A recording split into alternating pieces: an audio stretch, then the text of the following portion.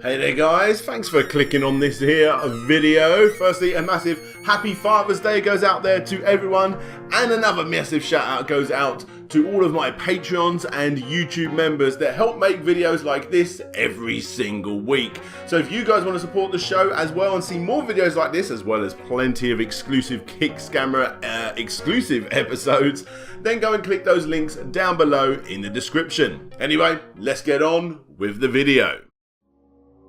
Sim was a game released for the BBC Micro in 1984. It was developed by a company called Viper, where you play as Hercules K. Orangebottom, a galactic superhero armed with nothing but his jetpack in search of Cimmerils to feed a reactor so that you can save the planet due to its energy levels reaching a catastrophic level.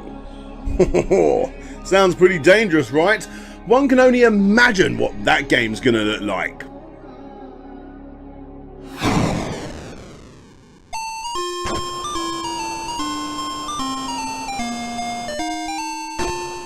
Yep, this is that game, and this is that superhero that gets killed by absolutely everything, and nothing too apparently, including the Channel 4 logo.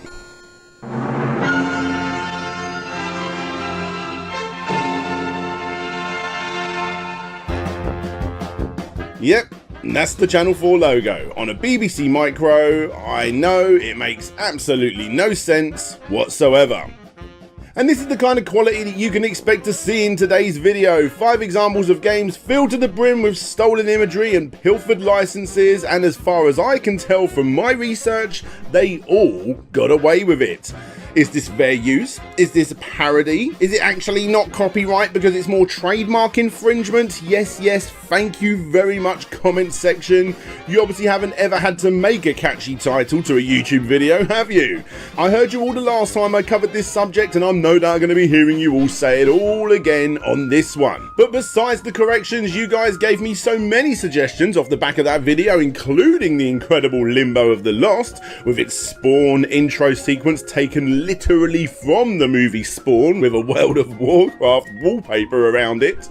And of course, Hunt Down the Freeman, which was another game that constantly kept getting brought up with endless amounts of asset stealing. But come on guys, you know me, I don't want to be showing you all of that newer age stuff. I like to keep it retro, so that's what you're going to be seeing today. Some of the weirdest and obscurest games that you're probably never going to see anywhere else, and well, think yourself lucky that you haven't got to play Sim for your day job. Hi everybody, I'm DJ Slope, and this is yet another 7 games full of stolen trademarks. Welcome to Slope's Game Room.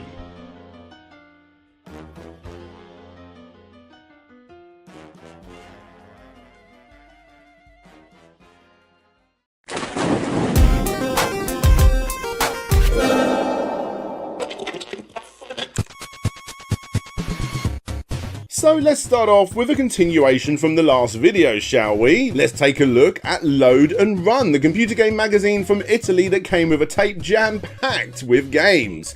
From what I've read on old forums on the internet, a lot of the games found on these tapes were simply Italian translations of officially released titles, which is, you know, equal parts cool and also completely illegal. And yet, that's not the worst thing they did. But on top of fighting off ghosts and Dracula for some reason, you also got the arm wrestling game called Caterpillar, released only 1 year after the hit movie Over the Top, that surely doesn't feature Sylvester Stallone, right?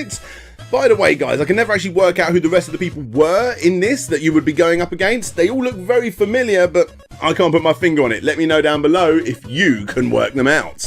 You can take down these walking machine things that look remarkably like Star Wars Scout Walkers in one game. You can go on to a text adventure as Donald Duck in the next. Don't forget the 2 U's. Thank you. Perhaps a knockoff of Mario Brothers is more up your street. Heck, why not have a chilled out game of Monopoly? After chasing away the ghosts in yet another game that looks remarkably familiar to the real Ghostbusters again. Have you had enough of running over frogs, have you? Well, how about Snoopy instead? And here's yet another one for you. How about an entire text adventure based on a horror movie from the 80s that they definitely didn't get the licensing for? called Kroll the Adventure. See what I mean? Game of the rear after game of the tier after game of the dear oh dear. There is simply just too much to choose from on these tapes. I could do an entire episode based on it, but I won't. Again, it's far too easy for me. So I'm just going to be leaving you all with the most obvious of these rip-offs, which is Alien.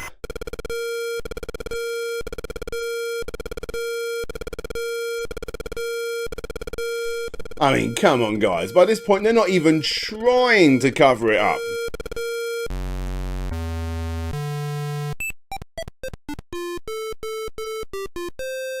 Yep, there's your Xenomorph, dancing to Vivaldi's Four Seasons for some reason.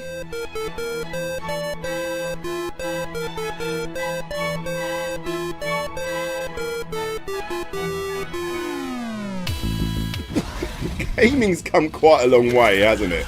There really isn't much to go on with this game. I've got to admit, they actually did do quite a nice job of the shaft level, but I don't really get what's going on for the rest of the game, and everything just ends up blowing up by the end no matter what I try and do. Thankfully for this video, Alien wasn't the only Alien ripoff, because you've also got Alien.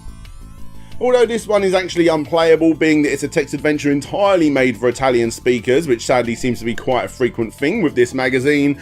And then finally you've got Aliens, which is stupidly hard as it gives you just enough time to work out what to do by shooting stuff and moving on. This is the second screen and I couldn't bring myself to go any further.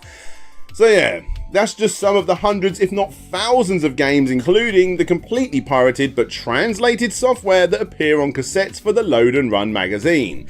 Thankfully not everything found on these tapes was a rip-off. Sometimes they actually did what they could to create a proper platform game with a memorable lead character like old Jumper here, who looks just a little bit like a big long sausage.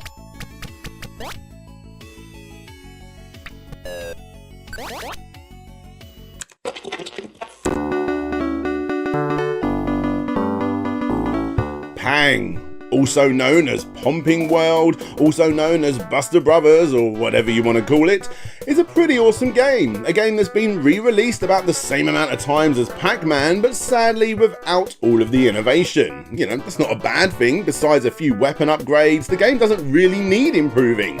You simply run across the ground and shoot up at the balls, splitting them in half, and you continue to do so until the balls are all gone or you get hit by one. Simplicity at its finest. And I'm pretty sure when it was released back in Japan and North America in the 80s, all those game developers out there thought, I wish I thought of a game like that.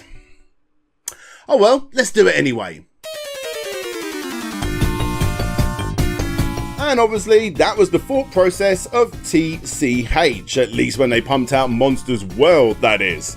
Now, as far as bootleg arcade machines go, this one isn't actually too bad of a rip-off in all honesty. It plays pretty much identical to the original, besides the little bubbles being changed to spooky things like spiders or whatever, and not a whole lot else. You can jump now for absolutely no reason at all, and you can dash too, which, yes, is actually a pretty good addition to a game like this. But simply being a knockoff of an already established series isn't the end of this segment, as eagle-eyed viewers may have already realised the blatant stealing in the background of each level. You got the monster poster for The Evil Dead 2, and of course you got the movie poster from House 3 as well. Plenty more show up too, such as this lass who I'm pretty sure is Amy the Vampire from Fright Night Part 2, and whoever this is. According to a few forums, this particular machine, although pretty rare by today's standards, was actually pretty common back in the day, but from what I can tell, has fully fallen off the face of the earth nowadays, besides the endless amounts of Let's Plays doing anything they possibly can to get away from watching bloody House 3. Oh, core, that film sucks. You have been left on Moonbase Alpha by your mutinous crew. Your only means of escape is the Doctor, and he wants payment. In your quest, you'll meet many hazards, and you will die if your strength reaches 0. Ooh, another game that sounds completely exhilarating. I'm sure this is going to be an absolute roller coaster of emotions to play.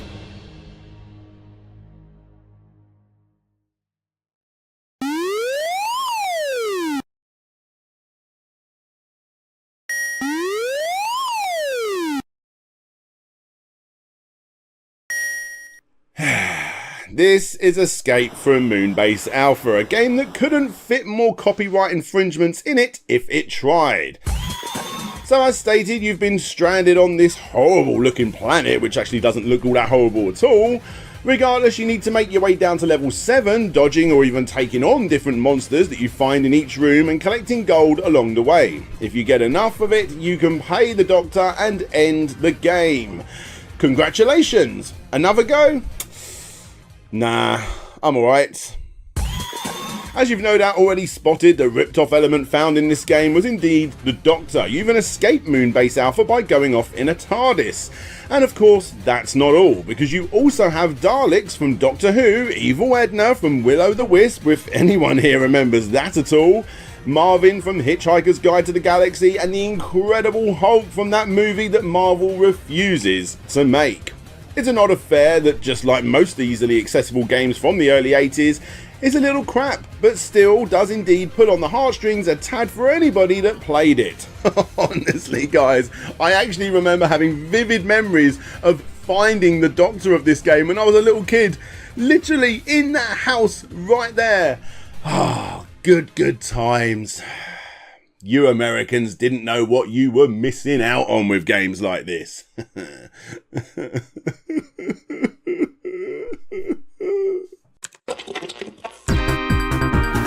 So, let's chuck a good old bit of Sega Mega Drive in there, shall we? I mean, of course we're going to be doing that. It's my favourite console of all time. The game we're going to be covering today is a game called Mahjong Cop, which I obviously own.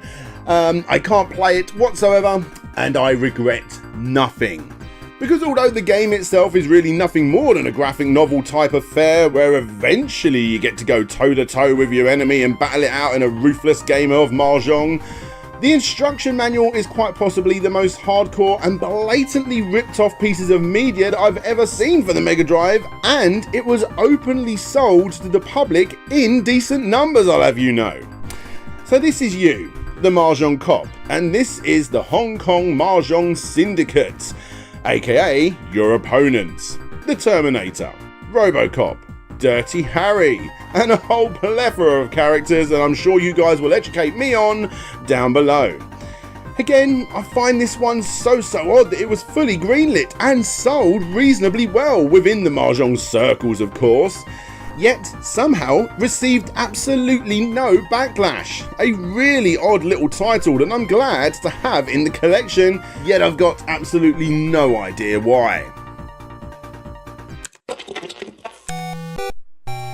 When looking back through old British gaming magazines from the early 80s, like Crash here, you end up finding a whole heap of bedroom coders and makeshift publishers all having a go at releasing their own game. On the one hand, that's great. Well done on actually releasing a video game. Not many people can say they've done that. But on the other hand, it really does go to show how little creativity there is in the world. I mean, sure, a platform game section and a maze game section, you know, that's fine. But what about the Ghost Goblin genre?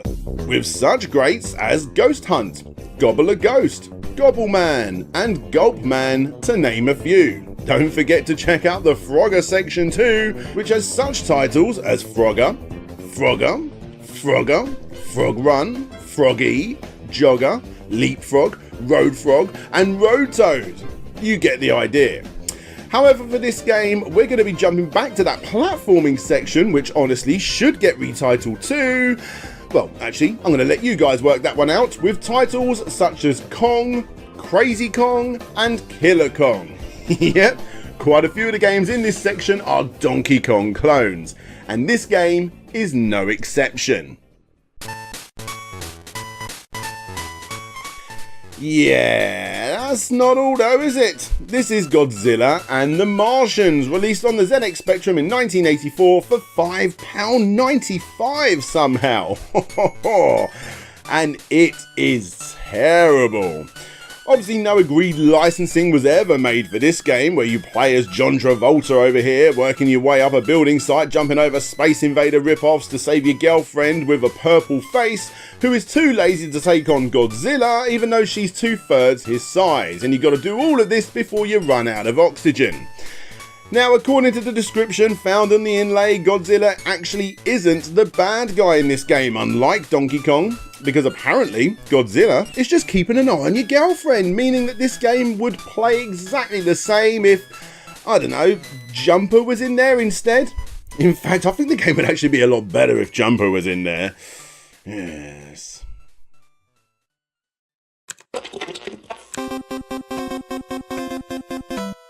Nintendo. Now that's a company you don't want to be taking on, right? Well, how about we go one step further? And with that one step further, we're going to be going with Hong Kong's wonderful trading companies. That's one of these companies right here, with their own game division, Coney. No, not that Coney. And their game, World Heroes 2. Now, World Heroes 2 doesn't just upset Nintendo. Oh, no. They also do their absolute best to infuriate Sega, to wind up Bird Studios, to piss off Capcom, annoy Viacom, and completely destroy SNK. Now, if you're thinking to yourself, but Dan, SNK did actually release a game called World Heroes 2. Well, of course, you would be right. They did. But this World Heroes 2 is very different from this World Heroes 2.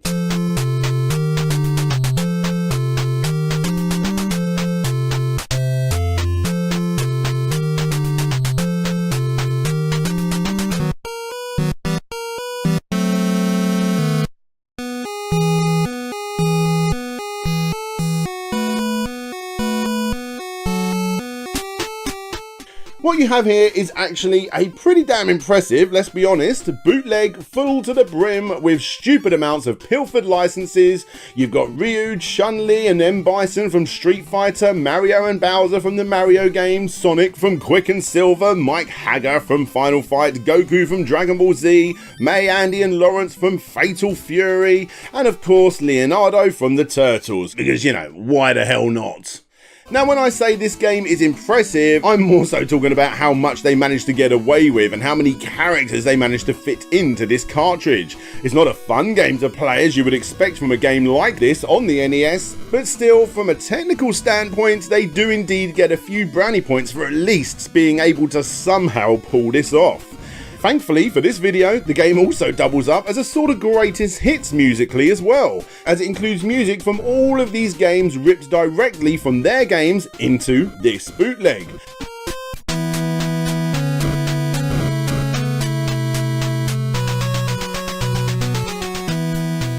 And I gotta say, listening to classics like Sonic music on an NES while Sonic and Mario beat the crap out of each other is quite the spectacle I had no idea that I wanted to see.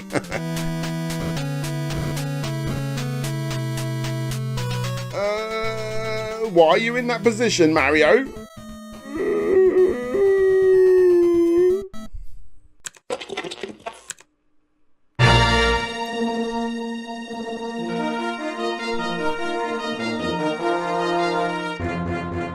It wouldn't be an episode of this random trademark stealing thing, which I think is now becoming a bit of a thing on the channel, without looking at some Star Wars pilfering, would it?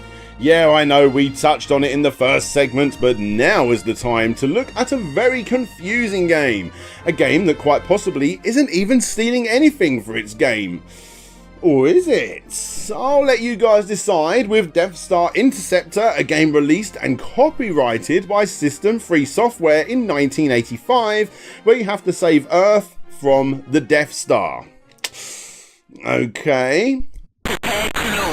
So for those that actually missed that was Prepare to Launch in all of its ZX Spectrum synthesized voice glory.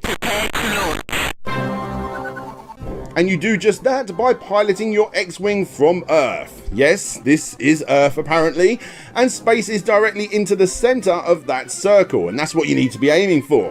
When you end up in space, you end up shooting down loads of TIE fighters. Honestly, this bit took me a fair while to work out how to get past it, until I realised that you can actually just hide in the corner and pretty much do nothing. And then it's on to the Death Star, where you gotta shoot a proton missile down a ventilation shaft, which is easier said than done, and once you have done that, boom, you've just completed the game. An official Star Wars game, right? Right? Not really. Because even though you probably are mistaken in thinking that this is indeed an officially licensed product, heck, it's even got all the relevant copyright stuff on the title screen and even says the words Star Wars, there is some clever trickery with this title screen. Because, funnily enough, Mark Cale, Emerson Best and David Aubrey actually only got the license, or at least we can assume they did, for the Star Wars theme. Everything else is based on an original idea. Similar to how the first RoboCop trailer actually had Terminator music in it, I suppose. This game that has absolutely nothing to do with Star Wars just so happens to have Star Wars music in it. Heck, you don't remember Luke taking off in an X-Wing, shooting down TIE fighters and blowing up the Death Star with a missile down a ventilation shaft to save planet Earth, do ya? See? A wholly original idea because planet Earth's in it. Good job, Mark and Emerson. Good job.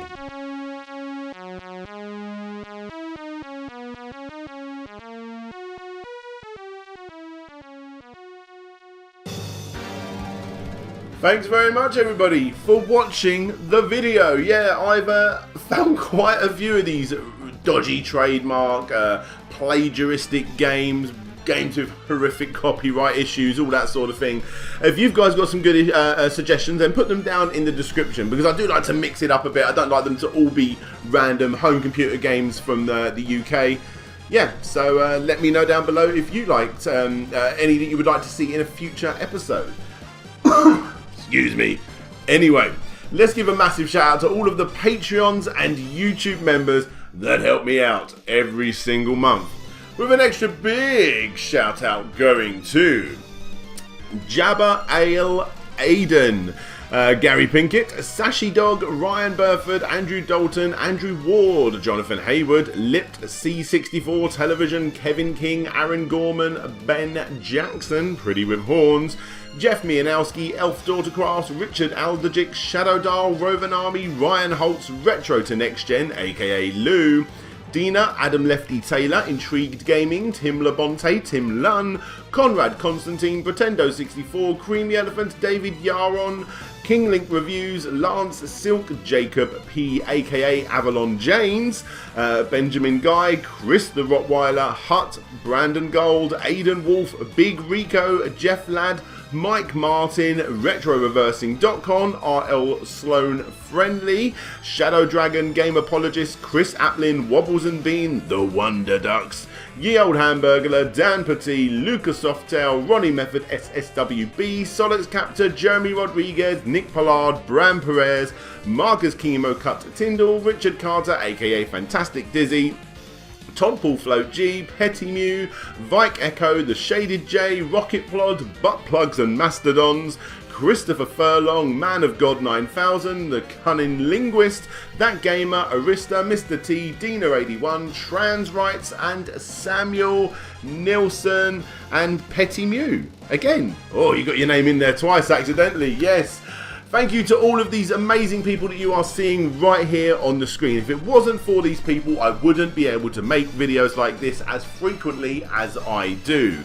Yes, YouTube has been pretty brutal to us content creators this year, and yeah, by supporting the show, you allow me to create more content like this. So thank you all so much. Yeah, so I suppose we'll leave it there, won't we? I think we will, yes. This is DJ Slope signing out, and hopefully I'll see you all next time. Bye bye.